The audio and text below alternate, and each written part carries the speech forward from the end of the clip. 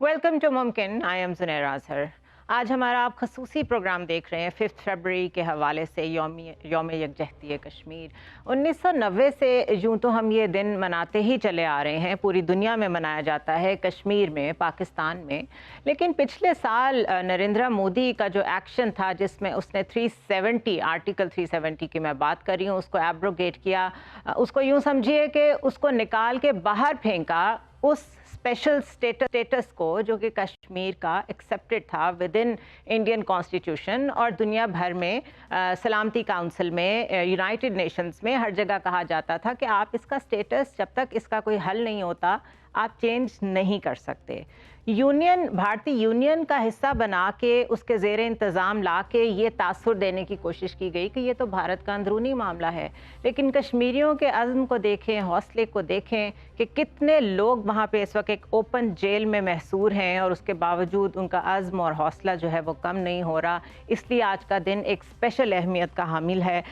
मोदी ने ये जो कुछ किया है उसके बाद कश्मीरी और पाकिस्तानी अवाम के दिल में तो जो गम और गुस्से की लहर है वो है ही। आपने दुनिया भर में देखा कि किस कदर एक्टिविज़म देखने में आया, ह्यूमन राइट्स की तंजीमें, सहाफ़ी, तकरीबन सारी यूरोपियन पार्लियामेंट इसी चीज़ पे बात कर रही है कि जो सबसे बड़ी जमहूरियत थी वो इस तरीके का सलूक अपने सिटीज़न से, मैं सिटीज़न अमेंडमेंट बिल को भी साथ ला रही हूँ, उनके साथ और कश्मीर में लोगों के साथ कैसे कर सकती है। It's a big question mark on the so called democracy of India. मेरे साथ जो पैनल में लोग मौजूद हैं मैं उनसे आपका तारुफ कराती चलूँ। मुझे ज्वाइन कर रहे हैं स्काइप पे lieutenant general retired Amjad Shoaib जो कि दिफाई तज्ज़ियाकार हैं। हमारे साथ सीनियर कश्मीरी नजात जर्नलिस्ट मौजूद हैं नईमा महजूर। लाहौर में मेरे साथ हैं उमर जावेद जो कि हमारे रिसर्च एनालिस्ट हैं, और सरदार मसूद खान जो कि सदर हैं आज़ाद कश्मीर के, उनसे हम बात करेंगे। प्रेसिडेंट, आपसे मैं बातचीत का आगाज़ करना चाहूँगी। ये बताइए कि पोस्ट 5 अगस्त जो भी सिनेरियो डेवलप हुआ, जिस आर्टिकल को एब्रोगेट करके वो चीज़ उसकी धज्जियाँ उड़ा दी गई जो कि एक्सेप्टेड नॉर्म था इन द यूनाइटेड नेशन, उसके बाद पाकिस्तान अपनी हैसियत में जो कुछ कर सकता था उसने किया है, हम सब ने देखा। लेकिन डू यू स्टिल थिंक कि कुछ चीज़ें ऐसी थीं या हैं जो हम अभी भी कर सकते हैं मज़ीद इस मामले को आगे बढ़ाने के लिए? देखिए, ये एक मुसलसल कोशिश है जो रियासत पाकिस्तान ने, हुकूमत पाकिस्तान ने, आज़ाद कश्मीर के लोगों ने, आज़ाद कश्मीर की हुकूमत ने मुसलसल कोशिशें की हैं बैनुल-अक़वामी सतह पे, और वैसे भी जो पूरी दुनिया में बैनुल-अक़वामी राय आम को हमवार करने के लिए।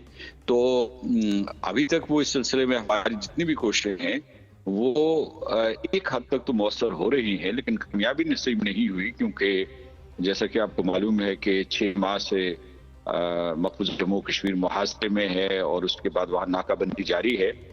तो हमें ये कोशिशें तेज़तर करने की ज़रूरत है और उन्हें मज़ीद मौसर बनाने की कोशिश करनी चाहिए। ये भी मैं आपको बताऊं कि जो हमारी कोशिशें हैं उनके मुस्बत असरात सामने आए हैं, और ख़ुद जो बैनुल-अक़वामी बरादरी जो है हिंदुस्तान के इन जराइम को देखकर कश्मीर में, अब हिंदुस्तान में जो है, जो भारतीय जनता पार्टी और राष्ट्रीय स्वयं सेवक संघ खुद अपनी ही कौम से लड़ रही है, खुद अपने ही शहरियों से लड़ रही है, तो सारी आलमी बरादरी जागी है, आलमी मीडिया जो जागा है, दुनिया की पार्लियामेंट्स जागी हैं। तो ये एक बहुत ही बड़ी पेशरफ्त है। तो इसे हमें पूरी की पूरी मुहिम को, तहरीक आज़ादी को दुनिया के हर कोने में आगे बढ़ाने के लिए हमें कोशिशें करनी चाहिए। दरवाजे खुले हैं, आगे बढ़ने की ज़रूरत है पूरी हिम्मत और हौसले के साथ, और इंशाअल्लाह हम कामयाब। Mister president, as you rightly said के दरवाजे खुले हैं और हमें कोशिशें मज़ीद करनी चाहिए, लेकिन हमारी कौन सी कोशिशें सूदमंद साबित हो सकती हैं जब हम देख रहे हैं कि जो ग्लोबल डिसीजन मेकर्स हैं, जो P5 हैं, वो खामोश हैं। एनिमल राइट्स पे तो लोग बहुत बात करते हैं, वेजिटेरियन होने पे बहुत बात करते हैं, सर्टेन ह्यूमन एलिमेंट्स पे बहुत बात करते हैं। ह्यूमन राइट्स पे तंजीमें वैसे दुनिया भर में, हांगकांग में देखें आप कितनी एक्टिव रही हैं, कोरिया के मसले पे कितनी एक्टिव रही हैं, but whenever it comes to Kashmir तो ग्लोबल लीडरशिप हमारे साथ खड़ी नहीं होती।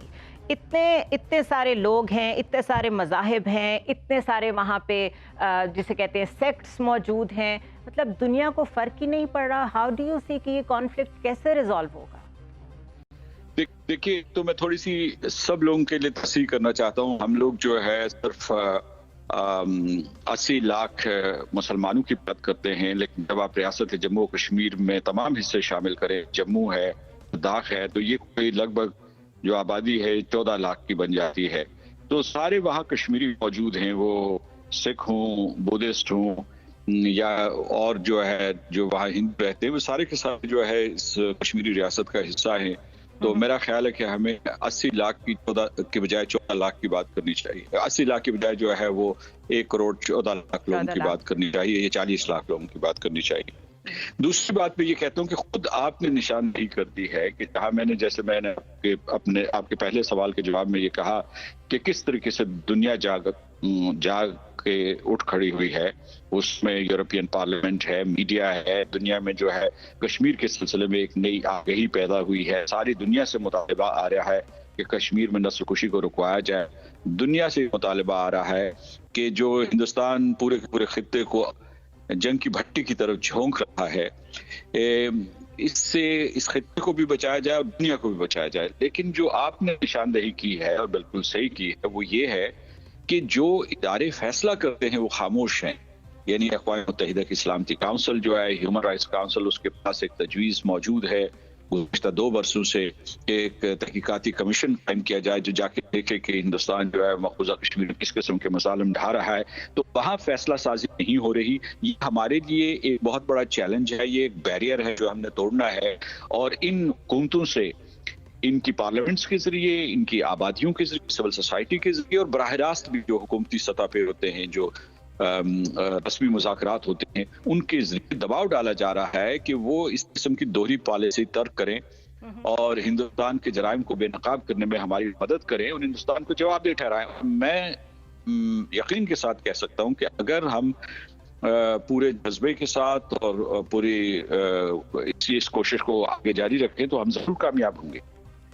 Thank you so much. President Azad Kashmir Sardar Masood Khan हमारे साथ थे और हमारे प्रोग्राम में ज्वाइन कर रहे हैं जमील अहमद खान जो कि इंटरनेशनल अफेयर्स के एक्सपर्ट हैं। मैं जनरल अमजद की तरफ जाऊंगी। जनरल अमजद, जैसे मैं अभी प्रेसिडेंट के साथ बात कर रही थी, हांगकांग की मिसाल हमारे सामने है, लैटिन अमेरिका में देखें, बोलिविया में देखें, मिडल ईस्ट में देखें, वेनेजुएला में देखें कि जहाँ जहाँ समझते हैं कि हमारे स्टेक्स हैं, जहाँ जहाँ भी वेस्टर्न वर्ल्ड समझती है कि हमारे इंटरेस्ट हैं, वहाँ डेमोक्रेसी एट थ्रेट हो या ना हो वो कहते यही हैं। सो कोट इन कोट मैं डेमोक्रेसी की बात कर रही हूँ और फ़ौरन वहाँ पे या इन्वेजन हो जाती है या वहाँ पे पैरेलल मलेशियाज और पॉलिटिकल ग्रुप्स खड़े कर दिए जाते हैं।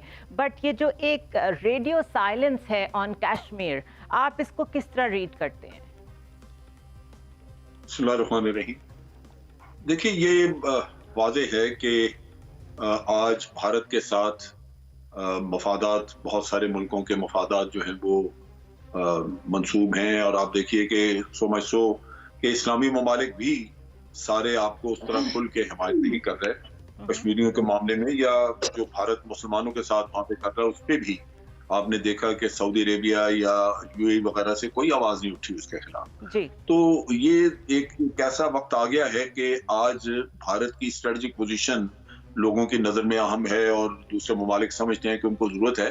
एक वक्त था कि जब भारत के ताल्लुकात ज्यादा सोवियत यूनियन के साथ थे तो उस वक्त पाकिस्तान को मगरबी दुनिया की हमायत हासिल होती थी, लेकिन उस वक्त में आपने देखा कि 1971 की जंग के बाद हमने कश्मीर के मसले को बहुत तवज्जो नहीं दी।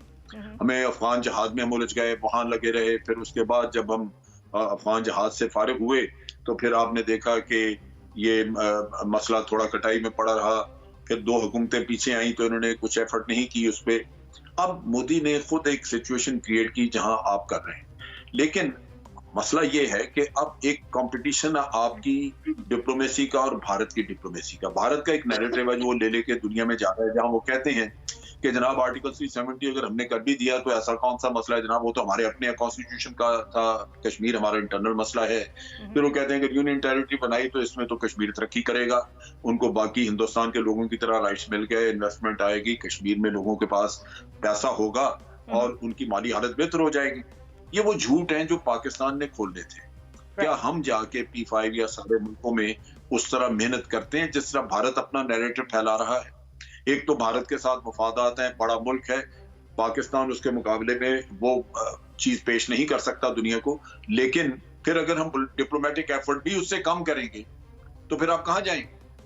یہ تو بڑا ضروری ہے کہ ہم کشمیر کے اوپر ایک مربوط واضح پالیسی بناتے جس میں کہ ہماری میڈیا ایکٹیویٹی ہوتی، جس میں این جی اوز کو ہم نے ڈب ٹیل کیا ہوتا، جس میں خواتین کی آرگنائزیشنز کو ہم نے شامل کیا ہوتا، جس میں فورن آفس کا رول ہوتا، جیسے کشمیر کے اوپر یہ ڈیسک بنا رہے تھے مختلف جگہوں پہ، اور اس میں ہمارے پولیٹیکل لیڈرز کا رول ہوتا. ہم نے وہ کیمپین تو لانچ ہی نہیں کی. تو ہم رزلٹ مانگ رہے ہیں بھارت کے مقابلے میں. ہم یہ کہہ سکتے ہیں کہ اس حکومت نے پچھلی حکومتوں کی نسبت کافی کچھ کیا ہے، لیکن اگر میں موازنہ کروں اس کا بھارت کی ایکٹیویٹی سے یا بھارت کی کوشش سے تو وہ بہت کم ہے، بہت پیچھے ہے. تو ہمیں اس میں میرا خیال ہے مزید کی ضرورت ہے. نعیمہ مہجور صاحبہ کی طرف میں جاؤں گی. نعیمہ یہ بتائیے کہ we new India is a democracy اور شائننگ انڈیا، رائزنگ انڈیا کے سلوگنز تھے دنیا میں اور بڑا اپریشیٹ کیا جاتا تھا اور پاکستان کو مثالیں دی جاتی تھیں کہ آپ لوگ ایک ہی وقت میں آزاد ہوئے. And look at India and look at yourself. Now here is Narendra Modi جس نے CAA کی میں بات کر رہی ہوں، سٹیزنز امینڈمنٹ بل لائے ہیں جو کہ ٹوٹلی ٹارگٹ کرتا ہے مسلمانوں کو. اس میں اینٹی اور پرو کا اب کوئی سوال ہی نہیں رہ گیا. بی جے پی کو جو لوگ سپورٹ کرتے تھے وہ بھی باہر نکلے ہیں، جو نہیں کرتے تھے وہ بھی باہر نکلے ہیں. تقریباً جو ہم میڈیا پہ دیکھ رہے ہیں بڑا ریاکشن آ رہا ہے. لیکن جتنی ہارڈ لائنر اور فنڈامنٹلسٹ یہ گورنمنٹ ہے، ڈو یو تھنک اس کا ریاکشن کا کوئی اثر ان پہ پڑے گا؟ ضرور پڑے گا، اس لیے کہ جو اس وقت گورنمنٹ بھی ہے انڈیا میں وہ کوئی اتھارٹیرین گورنمنٹ تو ہو نہیں سکتی، کیونکہ ان کو مینڈیٹ ملا ہے لوگوں کی طرف سے. وہ عوام کے ووٹ کے بعد ہی گورنمنٹ میں آئے ہیں. اس لیے ان کو وہ چاہے شریعت کا قانون ہے یا کشمیر میں جس طرح کا مسئلہ 5 اگست سے شروع ہوا ہے، بھارتی حکومت کو سننا پڑے گا. اگر وہ آج نہیں سنتی ہے لیکن کسی دن ان کو سننا ہوگا. اس لیے کہ آپ دیکھیں گے بھارت کی کوئی ایسی ریاست نہیں ہے جہاں پہ اس وقت مظاہرے نہیں ہو رہے ہیں، جہاں پہ خواتین سڑکوں پہ نہیں آئی ہیں، جہاں طلبہ یونیورسٹیوں میں ایجوکیشن کے بجائے سڑکوں پہ آ کے مظاہرے کر رہے ہیں، احتجاج کر رہے ہیں. تو میرے خیال میں یہ جو ہٹ درمی ہے اس وقت بھارتی حکومت کی، ان کو اس سے اپنے آپ کو الگ کرنا ہوگا اور دیکھنا ہوگا کہ اگر وہ واقعی یہ سمجھ رہے ہیں کہ بھارت ایک جمہوریت ہے اور سیکولر جمہوریت کہلاتی ہے، ہو سکتا ہے کہ وہ اس کا آئین تبدیل کرے. لیکن ابھی تک جو ہم ہندوستان کا آئین دیکھ رہے ہیں اس کے مطابق بھارت ایک جمہوری سیکولر ملک ہے، اور سیکولر ملک کے جو آئیڈیلز ہے، جو ویلیوز ہے، ان کو سمجھنا ہوگا، ان کو ایکسپٹ کرنا ہوگا، ان کو مان کے چلنا ہوگا، اور لوگوں کی جو بھی آواز ہے اس کو سننا ہوگا. وہ چاہے کشمیر کا مسئلہ ہو، وہ چاہے متنازع جو شہریت کا قانون ہے، شہریت کا متنازع قانون، اس کو واپس لینا ہو. تو میرے خیال میں ایک وقت آئے گا عنقریب انشاءاللہ جب بھارتی حکومت یہ سب ایکسپٹ کرے گی اور وہ سارے جو فیصلے اس نے کیے ہیں ان کو واپس لینا ہوگا. آلرائٹ، ہم گفتگو کو کنٹینیو کریں گے. بریک لینی ہے، اسٹے ود اس.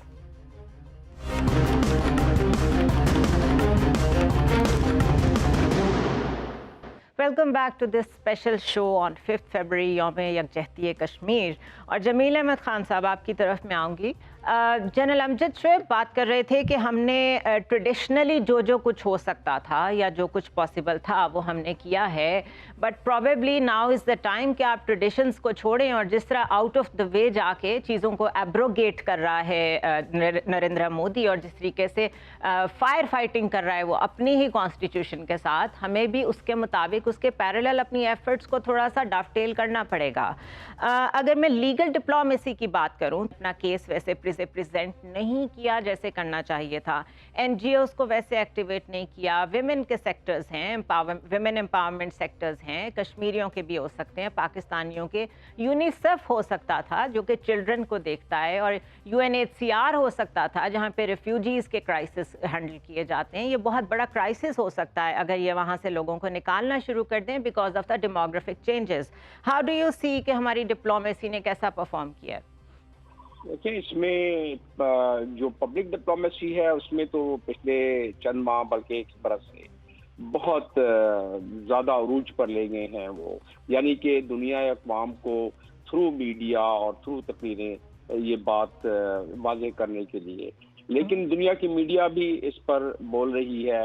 دنیا کے کچھ ہیومن رائٹس کے ऑर्गेनाइजेशंस भी इस पे बोल रही हैं, लेकिन क्या इससे बेहतर हो सकता था पब्लिक डिप्लोमेसी?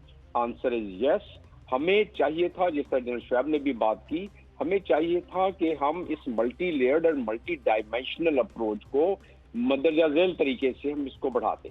जिन जिन ममालिक में जहां जहां सफारत खाने हैं वहां हमारे ओवरसीज पाकिस्तानी भी हैं, और उन ओवरसीज पाकिस्तानी के हल्का अहबाब में लोकल वहाँ के लोग हैं, चाहे वो अमेरिका के अमेरिकन हो या बरतानिया के बरतानवी लोग हों या फ्रांस या जर्मनी, जहाँ के भी हैं, वो जो लोकल इन्फ्लुएंस जिस अंदाज में हमारे ओवरसीज पाकिस्तानी या मकबूजा कश्मीर के कश्मीरी ये जिस अंदाज में अगर इस चीज को अपने अपने हल्के में पेश करें, और वो उसमें एम्बेसी का किरदार बहुत ज्यादा है कि किस तरीके से उनको पूरी एक स्ट्रेटेजी दी जाए, तो जब वो पेश करेंगे तो मुताल्लिका जो आबादियों से आवाज जब उठेगी तो उस आवाज को सुनना पड़ेगा, वो P5 की कंट्री हो या उसके अलावा कंट्रीज हो, उनकी हुकूमतों को सुनना पड़ेगा। और जब उनकी हुकूमतें सुनेंगी तो जिस तरह प्रेसिडेंट आजाद कश्मीर ने कहा कि जिन लोगों ने फैसला करना है, जिन इदारों ने फैसला करना है,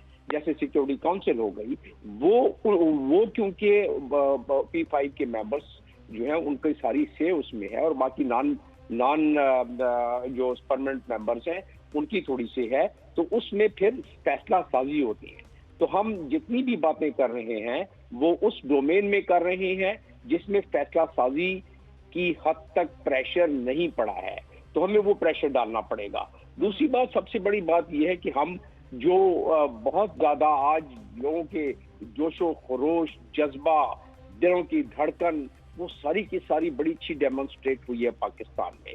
तो हम पाकिस्तान में जो चीजें कर रहे हैं वो अपने लोगों को ही हम बताना चाह रहे हैं कि कश्मीर की कॉज क्या है और कश्मीर का में मसला क्या है, वो तो हमें ज्यादातर पता है, लेकिन हमें दुनिया अक़वाम में इस अंदाज में बताना चाहिए कि दुनिया अक़वाम सिंथेसाइज हो, उनको पता हो कि ह्यूमन राइट की वायलेशन क्या हुई है, उनको पता हो कि 370। मैं उमर की तरफ जाऊंगी। वो बताइए कि जैसे नईमा कह रही थी कि आखिर को मोदी गवर्नमेंट आई तो अवाम के वोट से है और उनको जवाब दे तो होना पड़ेगा, but because the question is about RSS mentality की बात है, यहाँ आइडियोलॉजी की बात है, तो इस बात की क्या गारंटी है कि जिस तरीके की रेसिज्म की आग इंडिया में लगा दी गई है, जो भी नेक्स्ट गवर्नमेंट आती है अगर वो फिर RSS की आ जाती है तो ये चीज़ें रिवर्स नहीं होंगी या इन चीज़ों को मज़ीद एग्रीवेट नहीं किया जाएगा? Because Modi is one person, उनके पीछे पूरी एक आइडियोलॉजी है। तो क्या आपको लगता है इस सारे एक्शन से एक इस तरह का डिवाइड हो गया है इंडिया में जिसमें प्रो हिंदू और एंटी मुस्लिम और एंटी अकलियतें जो हैं उस किस्म का कोई सीन क्रिएट हो गया? देखिए ज़रा, असल में बुनियादी इशू हुआ क्या है इंडिया में? इशू ये हुआ है कि हमें इससे पहले भी मोदी तो आए ना 2014 के इंतखाबात में, और फर्स्ट टाइम ये था कि कोई हिंदू नेशनलिस्ट पार्टी अपने दम पर, यानी 545 जो सीट्स हैं उसकी अपने दम पर मेजॉरिटी लेकर आई है। उससे पहले होता क्या था कि ये RSS की, हिंदू महासभा की, या जो हिंदू कौम परस्त इंतहा पसंद जमाते हैं, इनकी कार्रवाइयाँ होती थी, इनके भी अज़ाइम होते थे, मंशूर प्रोग्राम होते थे, तब इनको वो भारतीय रियासत या कांग्रेस की हुकूमत किसी हद तक माइल रखती थी। जैसे हम सब के इल्म में है कि खुद मोहनदास करमचंद गांधी को एक हिंदू महासभाई ने हलाक किया था ना, नथुराम गोडसे ने, जनवरी 1948 में। तो इंडिया की गवर्नमेंट ने RSS पर पाबंदी लगा दी थी। अब ये देखिए, बाबरी मस्जिद गिरती थी तो RSS पर पाबंदी लगा दी जाती थी। अब हुआ क्या कि फर्स्ट टाइम, उससे पहले जब वाजपेयी थे तो वो इत्तेहादियों के दम पर आए थे, वाजपेयी का ताल्लुक BJP से था। अब ये फर्स्ट टाइम 2014 के बाद मोदी आए इक़्तिदार में, फर्स्ट टाइम की हिंदू नेशनलिस्ट पार्टी अपने दम पर आई। अच्छा, 2019 में मजीद अक्सरियत ले आई। अब मोदी ने ये समझ लिया कि हिंदुस्तान की आवाम, इस तरह के एक्शंस अब हुए, मैं वही कह रहा हूँ ना, तो आगे क्या फोर्स मैं वही कह रहा हूँ कि मोदी ने ये समझ लिया कि हिंदुस्तान के अवाम ने मुझे वो हिंदू राष्ट्र बनाने का मैंडेट दे दिया, लेकिन हुआ क्या कि उसको चैलेंज करना शुरू कर दिया। जो वहां की सेकुलर फोर्सेस थी, वहां की अहम जमातें थी, चाहे कांग्रेस हो, चाहे वेस्ट बंगाल की तृणमूल कांग्रेस हो, चाहे बाएं बाजू की जमातें हो, आप पार्टी हो, सिविल सोसाइटी हो, तलबा तंजीमें हो, इन्होंने चैलेंज करना शुरू कर दिया मोदी की इस अप्रोच को। और जिस तरह अभी जिक्र पहले किया भी गया, ऐसी रियासतों में भी एहतजाज चल रहा है जहां बीजेपी बहुत मजबूत है, जहां उनकी हुकूमत है। उत्तर प्रदेश इसकी एक मिसाल है जो बीजेपी का गढ़ है। हमारे साथ कश कमेटी के जो चेयरमैन हैं फ़खर इमाम हमारे साथ हैं, उनसे बात करते हैं। बहुत शुक्रिया सर आपके ज्वाइन करने के लिए। सर ये बताइए कि क्योंकि माजी में एक बहुत सिंबॉलिक सा रोल रहा है कश्मीर कमेटी का, नवाबजादा नसरुल्लाह और फजलुर रहमान तक, लेकिन अभी जब से आपने इसे टेक ओवर किया, इट इज़ क्वाइट प्रोएक्टिव। आप लोग ऐसा क्या कर रहे हैं जिससे हमें ये लगे कि ये वो वाली कश्मीर कमेटी नहीं है? के करीब तो अपनी कमेटी मीटिंग्स हैं, उसके अलावा मैंने कुछ 70 किस्म के सेमिनार, सिम्पोजिया, थिंक टैंक्स और 3 ये पार्लियामेंट्री डेलीगेशंस, 2 में मैंने खुद लीड किया था। एक OIC की पार्लियामेंट्री डेलीगेशन लास्ट टाइम, और फिर एक स्पीकर साहब के मैं गया था तो वो फिर आगे कहीं चले गया।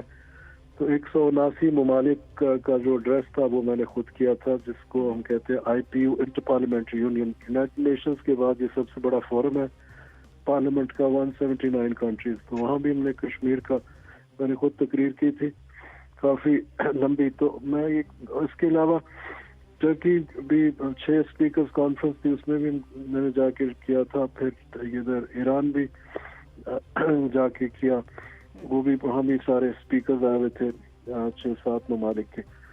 उसके अलावा इंटरनली जैसे मैंने कहा कि तकरीबन 70 मुख्तलिफ औकात हमने किया। ये टेलीविजन वगैरह के अलावा जो हम सिम्पोजिया, कॉन्फ्रेंसेज और ये जाके करते हैं, तो हमने इसका मकसद ये है क्योंकि हम कोई हुकूमत का एक मिनिस्ट्री नहीं है, we are a parliamentary committee, और हमारा मैंडेट यही है। ये 1994 में सेटअप हुई थी, जैसे अभी आपने कहा जब नवाबजादा नसरुल्लाह साहब इसके पहले बने थे, कि हमने सेंसिटाइज करना है अंदरूने मुल्क बैरून मुल्क जो कश्मीर का कॉज है बेसिकली।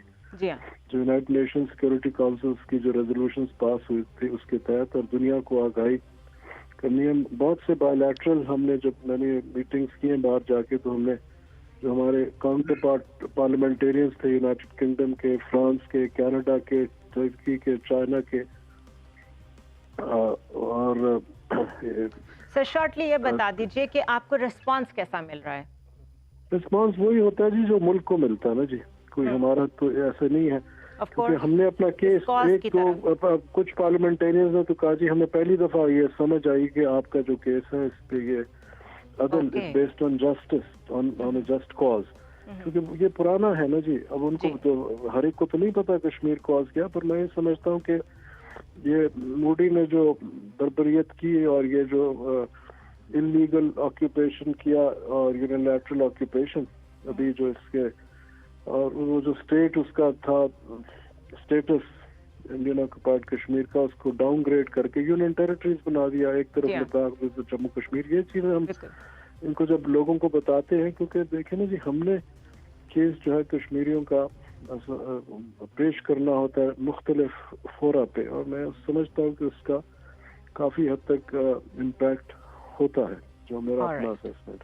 बहुत शुक्रिया फ़खर इमाम साहब हमें जानने के लिए। काफ़ी कलीदी रोल प्ले कर रहे हैं मेरे ख्याल है। अमजद शोएब साहब, जितना हम समझते थे कि बस एक सिंबॉलिक सी कश्मीर कमेटी बैठी हुई है, वो नहीं है। अगर उन्होंने इंटर पार्लियामेंट्री यूनियन तक को एड्रेस किया है और वो कह रहे हैं कि कई लोगों को तो अब समझ आई है कि ये मसला क्या है, तो अच्छी अचीवमेंट है। बट द प्रॉब्लम इज़ कि इमरान खान खुद कह रहे हैं कि जो OIC है या मुस्लिम मुल्क हैं वो खुद डिवाइडेड हैं। हमने खुद देखा सऊदी अरेबिया जो है वो सिविलियन अपना हाईएस्ट सिविलियन अवार्ड दे रहा है इंडिया को, UAE भी दे रहा है। इसी तरह जब ये पीस प्लान आया है इसका पैलेस्टाइन का, तो उसको फ़ौरन एंडोर्स कर दिया सऊदी अरेबिया ने और UAE ने। एट द सेम टाइम हम KL समिट में जाते हैं तो हमें पता चलता है कि वो नाराज़ हो जाएंगे, हमारे लिए प्रॉब्लम्स क्रिएट हो जाती हैं। इस तरह की सिचुएशन से वे आउट क्या निकल सकता है?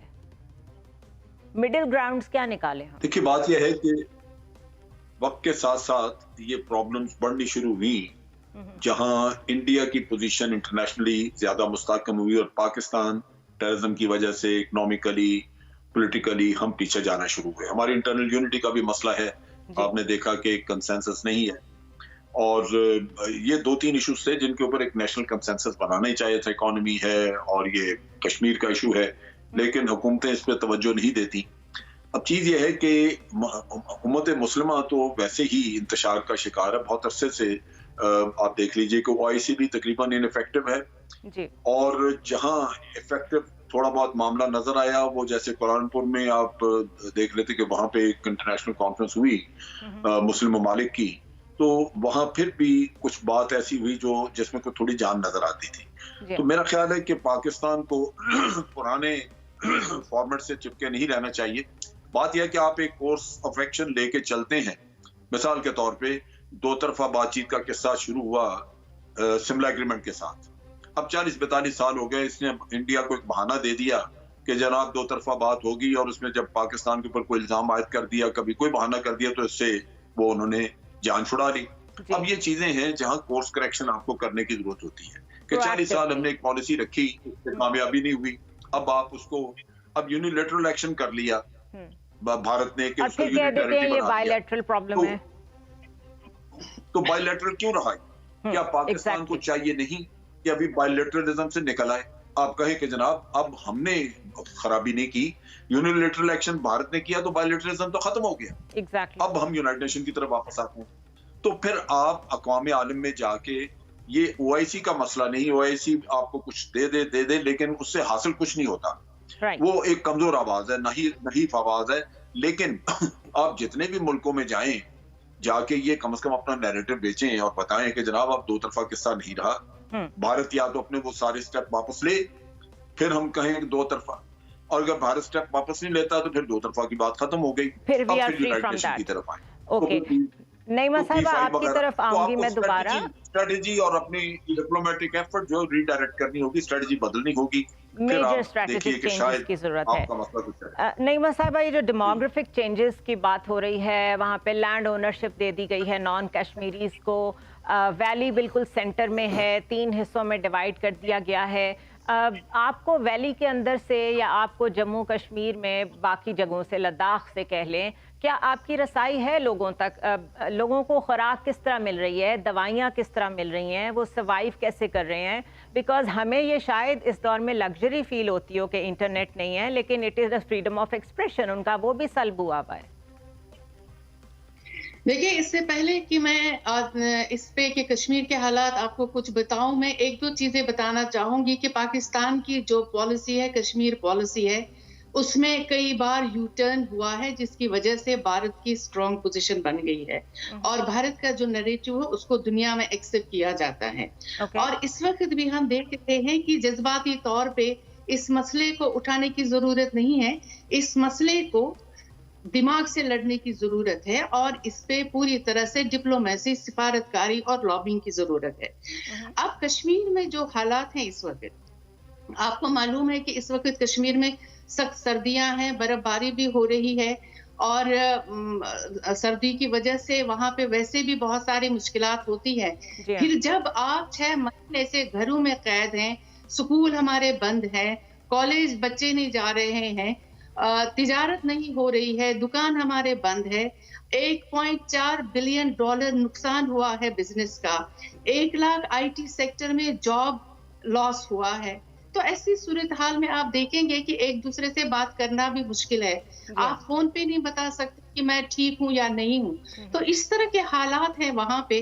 دور دراز علاقوں تک رسائی نہیں ہے, اور کچھ علاقوں تک جان بوجھ کے رسائی بند کر دی گئی ہے, جہاں پہ بہت کچھ ہو رہا ہے, اور لوگ جو ہیں اس وقت بہت ساری شکایتیں کر رہے ہیں کہ ہیومن رائٹس وائلیشن بہت بڑے پیمانے پہ ہو رہی ہیں. تو اس طرح کی صورتحال میں جو ہے عام کشمیری جی رہے ہیں اور اپنی زندگی گزر بسر کر رہے ہیں. تو مجھے لگتا ہے اس وقت کشمیری صرف وقت دیکھ رہے ہیں کہ یہ وقت کب نکلے گا کہ جب ہمیں زندگی کا ایک نارمل دن ملے گا, ورنہ وہ ایک جو سانس لے رہے ہیں بہت مشکل سے لے رہے ہیں اور بہت مصائب سے گزر رہے ہیں. آلرائٹ, مجھے بریک لینی ہے, بعد ڈسکس کریں گے کہ ڈونلڈ ٹرمپ ثالثی کی پیشکش کر چکے ہیں, لیکن اگر ان کی ثالثی ویسی ہے جیسی انہوں نے پیلسٹائن ایشو پہ کی ہے, جس میں پیلسٹائن صرف 15% رہ گیا ہے, تو اس کا کیا فائدہ ہوگا, اور US کے اندر جو اندر سرکل کے لوگ ہیں ان کے کانگریس میں, وہ کس طرح دیکھتے ہیں اس ایشو کو. After a short break.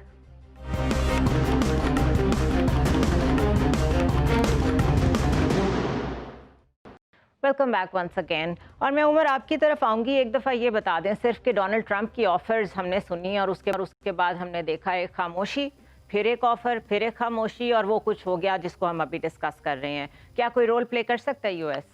देखिए ज़रा ना, ट्रम्प के लिए इसलिए मुमकिन नहीं कि इससे पहले अमेरिका के कई सदर रहे हैं जो ट्रम्प के मुकाबले में मुदब्बर थे। उन्होंने भी कश्मीर के हवाले से बहुत वादे किए थे। बिल क्लिंटन की मिसाल ज़्यादा पुरानी नहीं है। 99 की कारगिल वार में जब नवाज शरीफ गए तो वो डिक्लेयर्ड हुआ कि क्लिंटन ने कहा कि मैं कश्मीर के हवाले से करूंगा। उससे पहले जनरल साहब ने जिक्र किया कोल्ड वार में हमेशा पाकिस्तान अमेरिका के साथ मिल जाता था।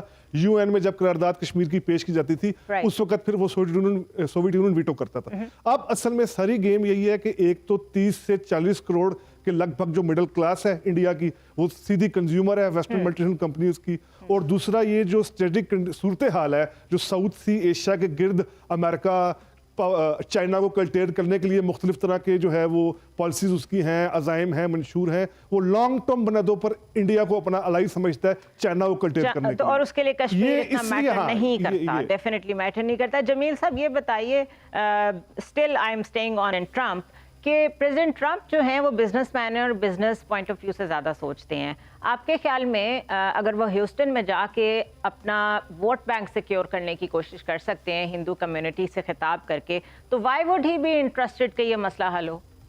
That's one tiny little aspect of the whole thing. लेकिन ये है कि जो उससे पहले बात की उमर साहब ने, उसको जहन में रखें, और उसी के जहन के पस पर्दा जरा ये बात रखें कि इजराइल, यूएस और उसके बाद इंडिया, इन तीन चीजों को ध्यान में रखें तो हमें इस इंडिया की अमेरिका की नजर में अहमियत का पता पड़ जाएगा। कुछ तो आपने सुन लिया। दूसरी बात मैं इस पे और मजीद जोड़ता चलूं कि इस वक्त जो डिफेंस कोऑपरेशन और एग्रीमेंट साइन हुए भी हैं इसके अमेरिका के इंडिया के साथ इस हद तक बात गई हुई है कि अमेरिका को एक पूरा नेवल बेस दे दिया गया है गुजरात में, लॉजिस्टिक और एडमिनिस्ट्रेशन के नाम पर। वहां से बहुत सारे ऑपरेशन हो रहे हैं जो स्ट्रिंग ऑफ अलायंस वाले रिलेटेड ऑपरेशन है, जो साउथ चाइना सी वाले के हवाले से।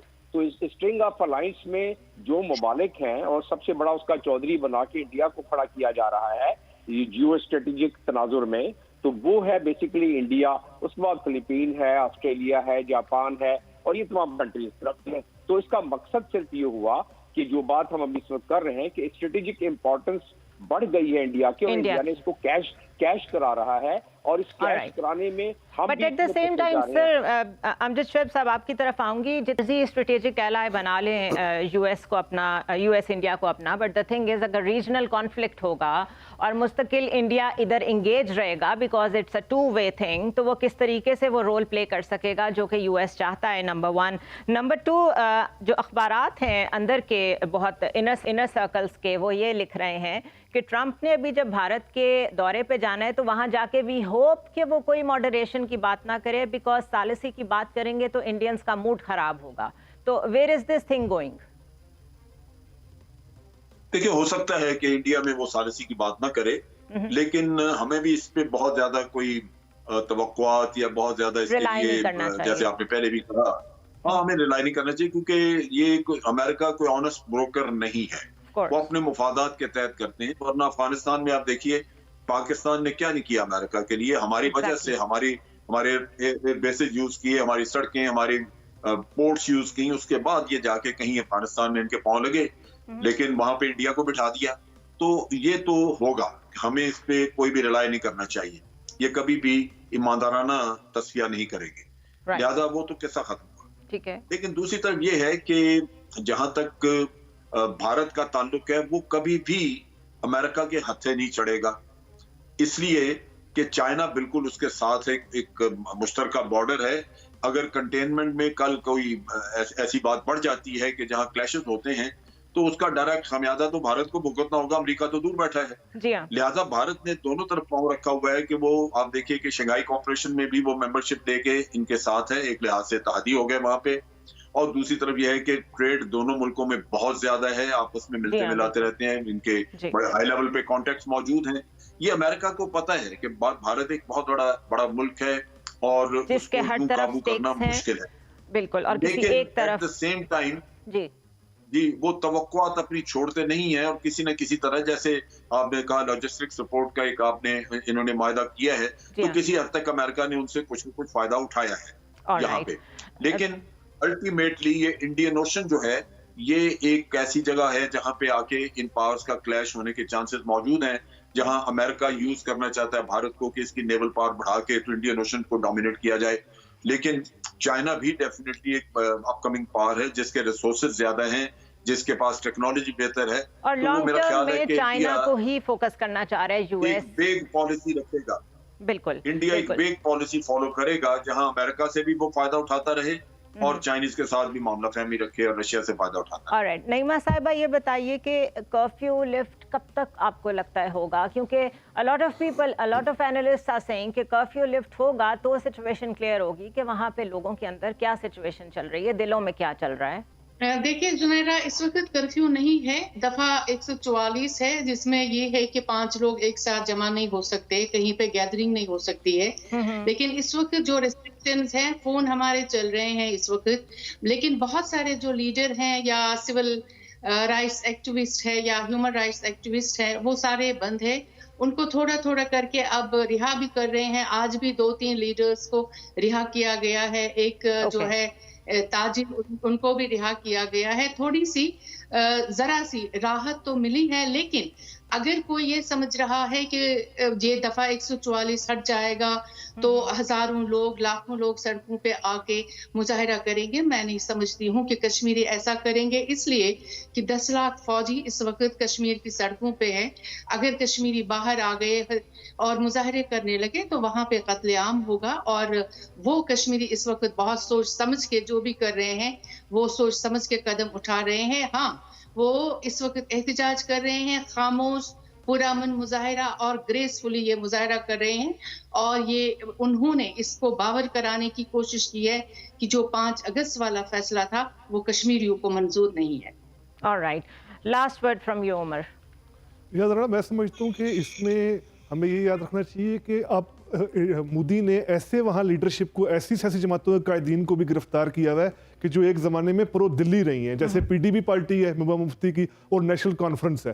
یہ ایسی جماعتیں رہی ہیں جنہوں نے کشمیر چھوڑ دلی میں بھی کبھی بی جے پی کے ساتھ اور نیشنل کانفرنس نے کانگریس کے ساتھ اتحاد بنائے ہوئے ہیں. اب ایسی لیڈرشپ بھی جو ہے وہ گرفتار ہے, کیونکہ ایسی لیڈرشپ کی بھی مجبوری ہے کہ وہ کشمیر کے کشمیریوں کے ان جذبات کو ان کو آگے بیان کرنا ہوگا کہ یہ جو آرٹیکل 370 ختم کیا گیا ہے یہ دراصل وہ بھارت کی ریاست نے جو وعدہ کیا تھا جھوٹا ستیہ شیخ عبداللہ کے ساتھ, یہ اس وعدے کو توڑا گیا. آلرائٹ, بہت شکریہ عمر آپ کا, لیفٹیننٹ جنرل ریٹائرڈ امجد شعیب, نعیمہ مہجور صاحبہ آپ کا, جمیل احمد خان صاحب آپ کا. آج کے دن یہ ساری باتیں تو ہم نے کی ہیں, لیکن اس میں سے ہم نے یہ سمجھنے کی کوشش کی ہے کہ کمی کہاں پہ ہے. اور فخر امام صاحب نے جو ورکنگ بتائی ہے کشمیر کمیٹی کی, اس میں ان کی جو ریچ آؤٹ ہے میرے خیال ہے وہ فورن آفس سے کسی بھی طرح کم نہیں ہے. ہاں لیگل لیول پہ, لیگل ڈپلومیسی پہ میرے خیال ہے ہمیں زیادہ پرو ایکٹیو ہونے کی ضرورت ہے. اور جو خاموش جن کا نعیمہ صاحبہ نے ذکر کیا کہ وہ خاموش بیٹھے ہوئے ہیں, تو خاموشی کہتے ہیں آنے والے طوفان کا پیش خیمہ ہوتی ہے. I'll see you some other day. اللہ حافظ.